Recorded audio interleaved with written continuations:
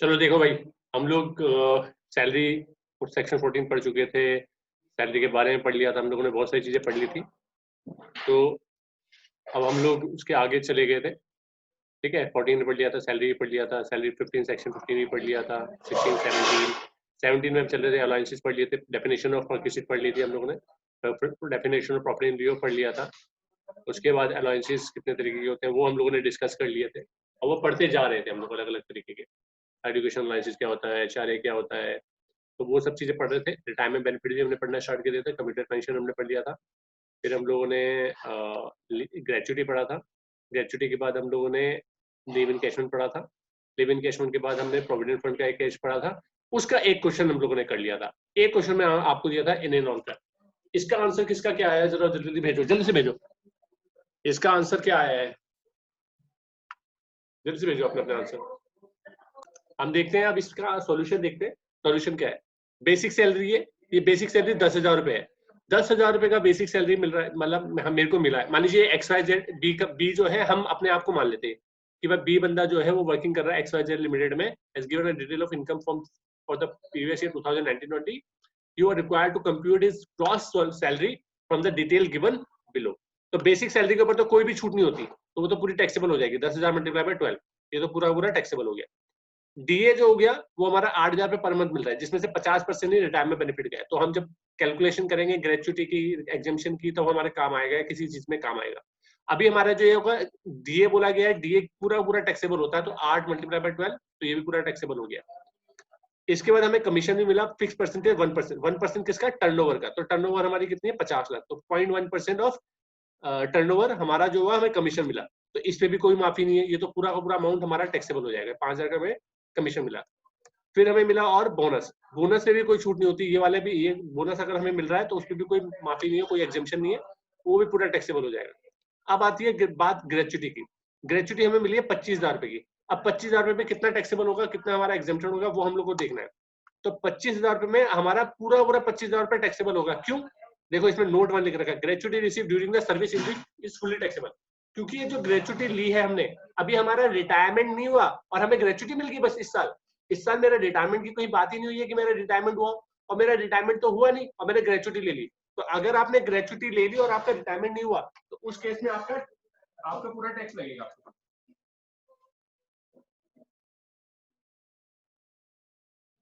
ठीक है, तो ग्रेचुटी क्या होगी हमारी? फुल्ली टैक्सेबल हो जाएगी। 25,000 की 25,000 रुपए टैक्स लग जाएगा हमारा। फिर नेक्स्ट आता है हमारा his own contribution of RPF, मतलब रिकॉग्नाइज्ड प्रोविडेंट फंड।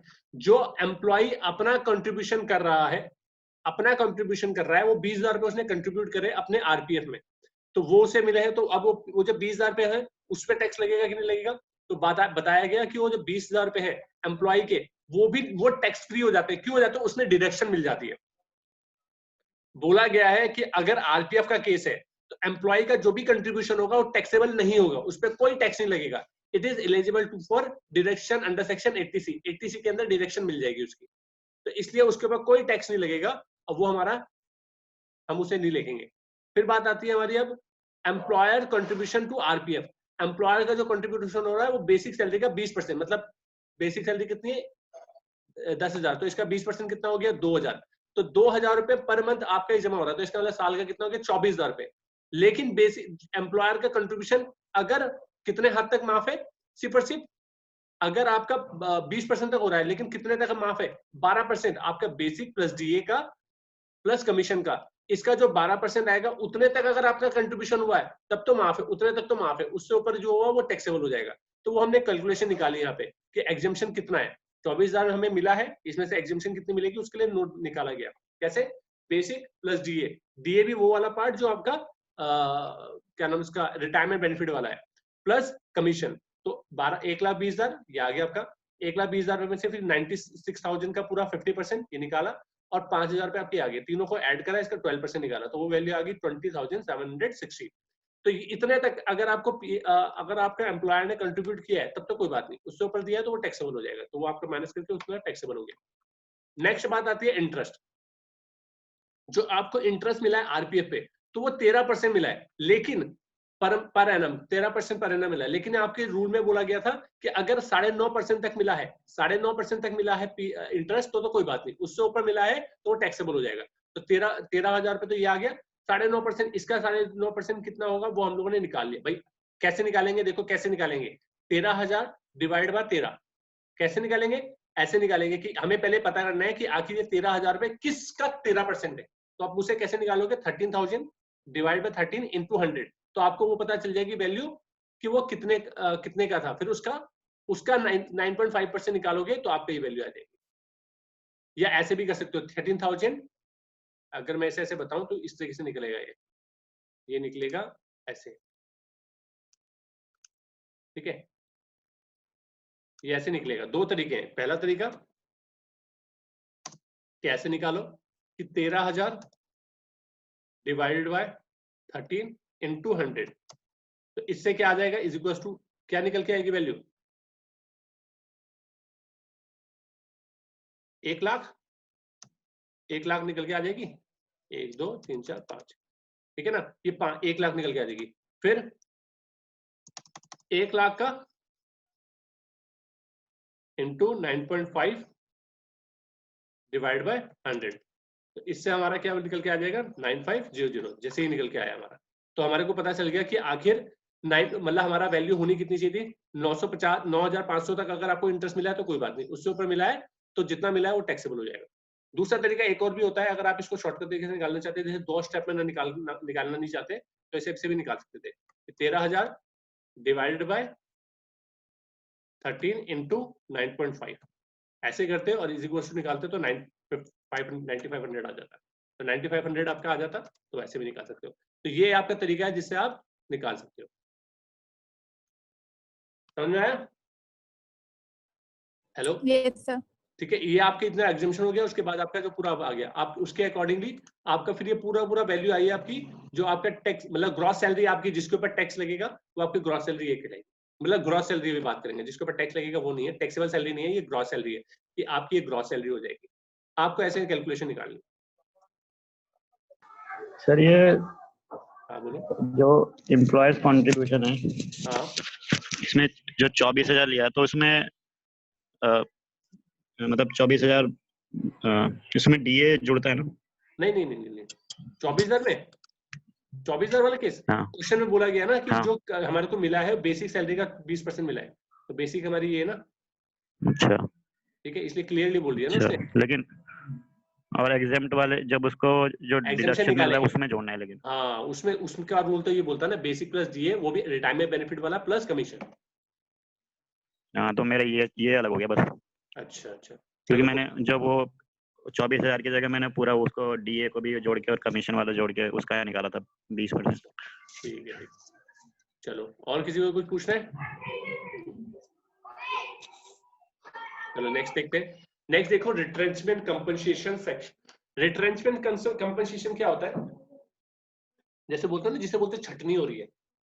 रिट्रेंचमेंट क्या होता है, जैसे हुआ क्या, मैंने आप लोगों को बुलाया और आप लोगों को ये जैसे टाइम चल रहा है अभी कोरोना का, तो उस टाइम पे कैसे चल रहा होगा, उस टाइम पे ऐसे चल रहा होगा कि भाई हमने जब आपको अपॉइंट किया था तो हमने आपसे एक वो आपका जॉब लेटर बनाया होगा, उसमें सबकी डिस्क्रिप्शन होगा कि आप जॉब नहीं छोड़ सकते हो, अगर आप जॉब छोड़ोगे तो आपको इतना पैसा देना पड़ेगा, इतने टाइम पीरियड आपको पहले आपको बताना पड़ेगा, अदरवाइज नहीं तो अगर नहीं बताओगे तो आपको ये इतना तक कंपनसेशन देना पड़ेगा, अगर हम आपको निकालते हैं तो हम आपको इतना कंपनसेशन देंगे।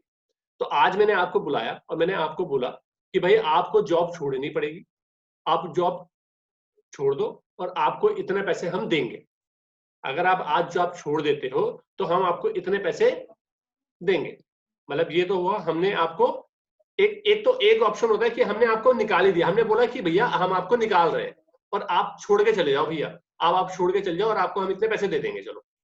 तो अब आपको मान लीजिए मैंने आपको बोला कि भैया आपको मैं 8 लाख रुपए दूंगा, 8 लाख रुपए लो और 8 लाख रुपए लेकर के अपना जॉब छोड़ो, जाओ भाई अपने अपने मजे में रहो। तो उस केस में जब 8 लाख रुपए आपको मिल गए तो आप घर पहुंचे, घर पहुंचते साथ ही इनकम टैक्स डिपार्टमेंट ने बोला क्योंकि एम्प्लॉयर ने एम्प्लॉय को ये दिए हैं 8 लाख रुपए, तो उस साल जिस साल वो मिले होंगे उस साल के इनकम में वो ऐड हो जाएंगे और टैक्सेबल हो जाएंगे। तो गवर्नमेंट कह रही है कि 8 लाख के ऊपर टैक्स दो, और बंदा क्या कहेगा सर क्या बात कर रहे हो, मैं अभी मेरी नौकरी गई है और आप मेरे से टैक्स मांगने की बात कर रहे हो। तो गवर्नमेंट ने उसके लिए एक सेक्शन दिया, सेक्शन 10 सब सेक्शन 10B, जिसमें एग्जाम्पशन की लिमिट दी कि अगर इतने तक अगर आपको कंपनसेशन मिला है तब तो कोई बात नहीं, उससे ऊपर मिला है तो भैया उतने के ऊपर तो आपको अपनी सैलरी पे टैक्स देना पड़ेगा। कितना अमाउंट? एक्चुअल अमाउंट 5 लाख रुपए, या तीसरा केस है amount calculated as per the, एक डिस्प्यूट एक्ट है, एक डिस्प्यूट एक्ट बना था 1947 में, 1947 में आजाद भी हुआ था और एक एक्ट भी बना था जो इंडस्ट्रियल डिस्प्यूट एक्ट के अकॉर्डिंगली, अगर उसके अकॉर्डिंगली जो कैलकुलेशन आ रही है वो तीनों वैल्यू को निकाल करके जो वैल्यू आएगी उतने तक अगर आपको मिला है तब तो कोई बात नहीं, उससे ऊपर मिला है तो फिर आपको वो सैलरी में ऐड करना पड़ेगा, उसके बाद टैक्स देना पड़ेगा। तो ये था रिट्रेंचमेंट कंपनसेशन। नेक्स्ट है वॉलंटरी रिट्रेंचमेंट।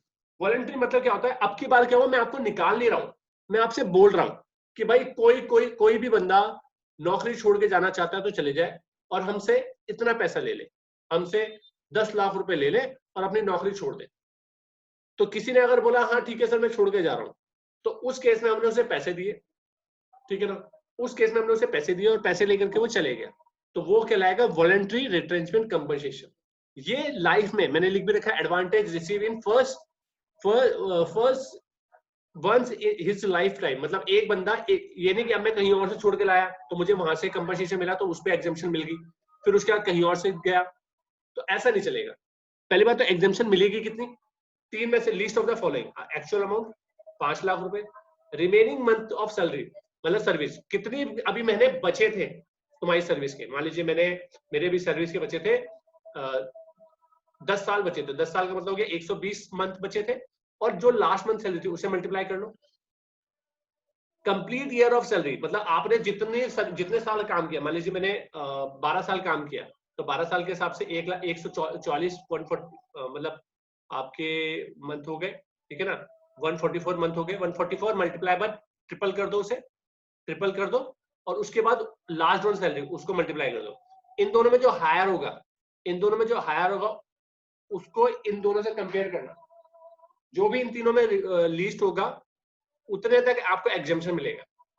अब लेकिन एग्जाम्पशन सिर्फ आप एक ही बार ले सकते हो लाइफ में एक बार लेने का मतलब क्या हुआ कि ये नहीं कि भैया मैंने जैसे आज कहीं से जॉब छोड़ी फिर मैं किसी और जगह पे काम करने के लिए चली गया, वहां पे भी मुझे वो मिला, कंपनसेशन मिला, तो मैं फिर से मैं ये वाला एग्जाम्पशन ले लूं। तो ये जिंदगी में लाइफ में एक बार मिलेगा। आप एक बार छोड़कर आए किसी यहाँ से, एक बार किसी यहाँ से छोड़कर आए अपनी मर्जी से, आप दूसरी जगह से छोड़कर आओगे तो आपको एग्जाम्पशन नहीं मिलेगी, फिर वो आपको एक ही बार मिल सकती है। सैलरी का मतलब यहाँ पे बेसिक प्लस डीए इफ वाला, वही रिटायरमेंट बेनिफिट वाला प्लस परसेंटेज मतलब कमीशन वाला, ठीक है, ये 3 चीजें इसमें ऐड होंगी। इसका एक क्वेश्चन है, जरा करके मुझे जरा जल्दी से बताओ, क्वेश्चन करो जल्दी से सॉल्व, ठीक है, वॉलंटरी रिट्रेंचमेंट कंपनसेशन का मुझे बताओ। हाजी सर ये रूल जब हम वॉलंटियर में लेंगे सर तभी लगेगा, या जब कोई कंपनी वाले हमें निकाल दे फिर भी? ये वाला रूल जो लगेगा वो हमारा वॉलंटरी में लगेगा। और सर ये गवर्नमेंट एम्प्लॉय के लिए भी होता है या गवर्नमेंट? सबके लिए जिसको मिल रहा है कंपनसेशन, ठीक है ना, कोई भी हो सकता है। चलो जल्दी से इसका ये एक बार देख लो ये कैसे, इसके रूल्स क्या है, और उसके बाद ये क्वेश्चन करो, एक बार देख लो इसे। लिखना चाहते हो तो लिख लो, पहले 3 केस लिख लो। Actual amount 5 lakh, remaining month of salary services multiply by last on salary, फिर completed year of services multiply by 3 into last on salary, salary का मतलब basic plus DA plus percentage. इन दोनों में हायर जो वैल्यू आएगी वो निकाल कर अलग रख लो, और दोनों वैल्यू को, इन तीनों में जो वैल्यू आएगी जो लीस्ट वैल्यू होगी वही हमारी वैल्यू होगी। चलो करो इसे। एक बार क्वेश्चन समझ लो तुम लोग कि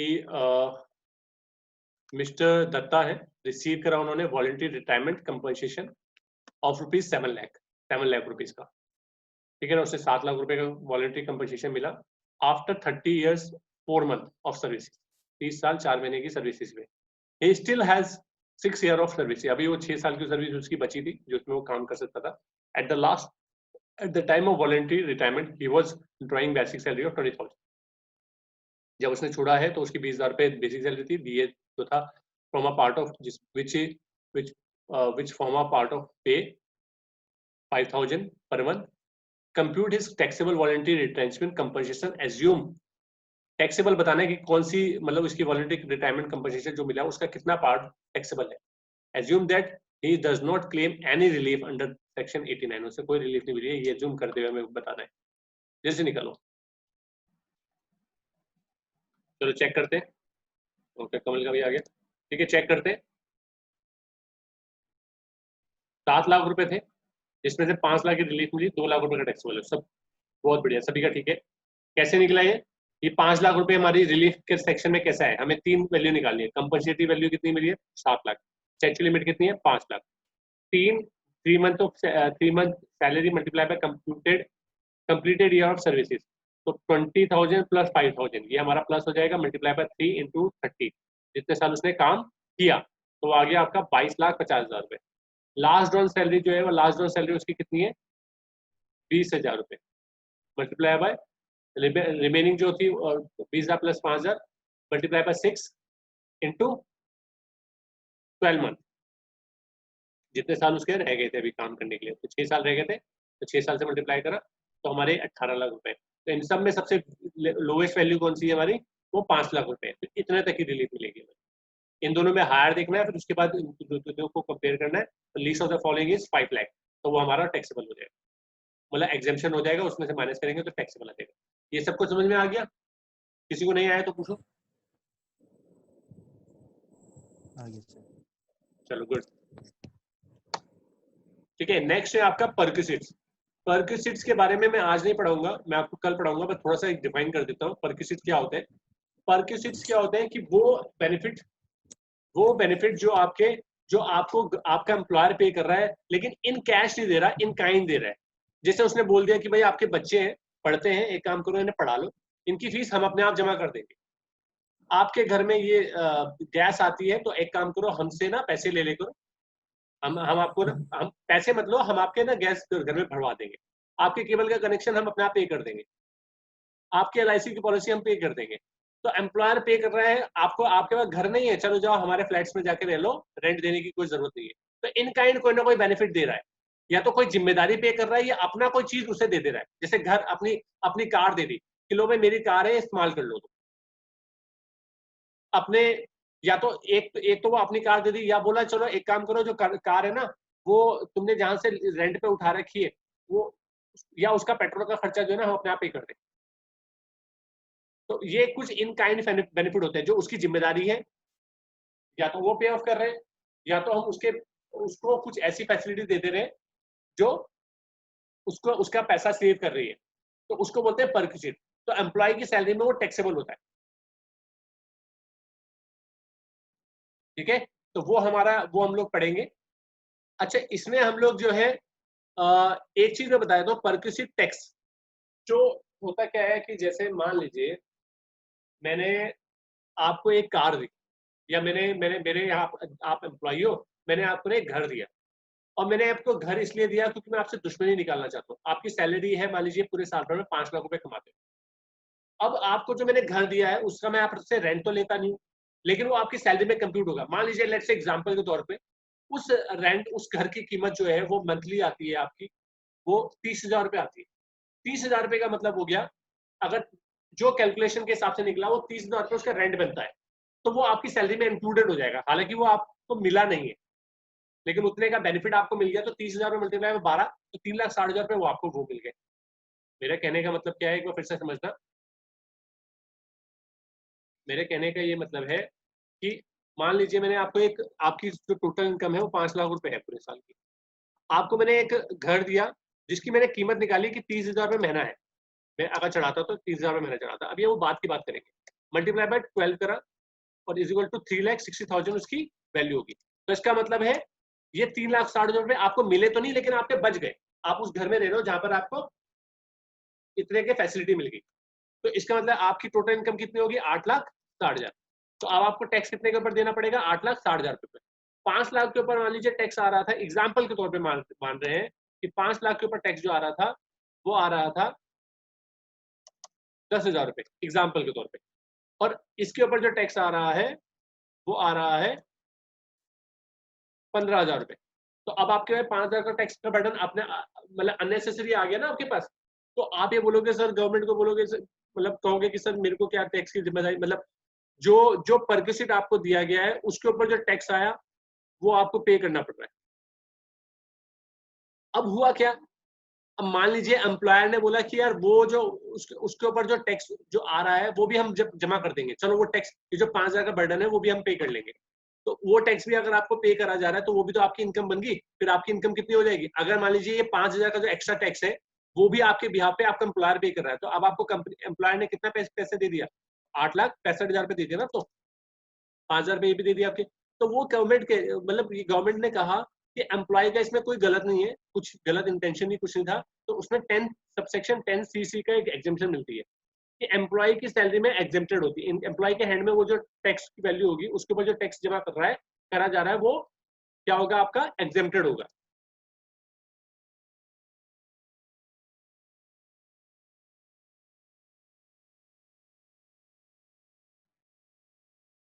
लेकिन if any non monetary benefit tax is paid by the employer exempted in the hands of employee, मतलब कोई भी नॉन मॉनेटरी बेनिफिट टैक्स के नॉन मॉनेटरी बेनिफिट्स है जो जो टैक्स है उसके ऊपर पेड किया गया है, एम्प्लॉयर ने पे करा है, वो एम्प्लॉय की हैंड में टैक्सेबल नहीं होगा, वो एग्जेम्प्टेड होगा। तो ये इसका छोटा सा रूल था जो हम लोगों ने बता दिया, मैंने आपको बता दिया।